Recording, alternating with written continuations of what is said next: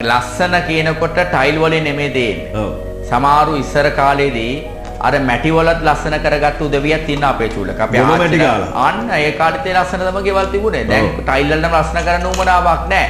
මම කියන්නේ පිරිසිදුකම ගොඩක්. පිරිසිදු සමහරු ගෙවල් වල යනකොට මට තේන අපේ චූලක ඒ ඉන්න පුංචි දරුවෝ. දැන් දෙමව්පිය කියලා දෙන්නෙත් නැහැ. අර විත්ති පුරාම බලි කුඩු ගන්නවා. අයි ගණ්ඩ දෙයක් නැහැ. එතකොට මේ වගේ දේවල් තමයි අපි නිවැරදි කරගන්නට ඕනේ. ටයිල් අල්ලන්න කියලා පොඩි රතු සිමෙන්තියට කමන්න ගා ගන්න ප්‍රශ්නයක් නැහැ. සීලිම ගන්න ඕනේ කියලා නැහැ. වහලේ ගාගෙන නැත දෙමේ.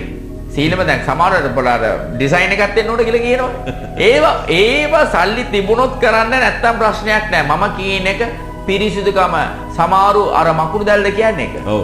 අන්න. ගෙදර පිරිලා ඇති.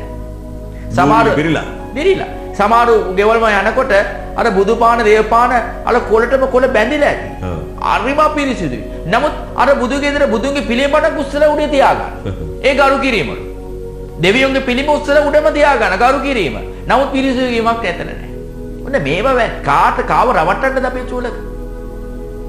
එතකොට දෙවියන්ට බුදුන්ට අපි වන්දනා කරනකොට ඒ තැන මුලින්ම පිරිසිදු වෙන්න ඕන. අනිවාර්යයෙන්. දෙවනෝ තමයි ගරු කිරීම. එතකොටයි දෙවිය බුදුන් වඩින්නේ. අනිවාර්යයෙන්.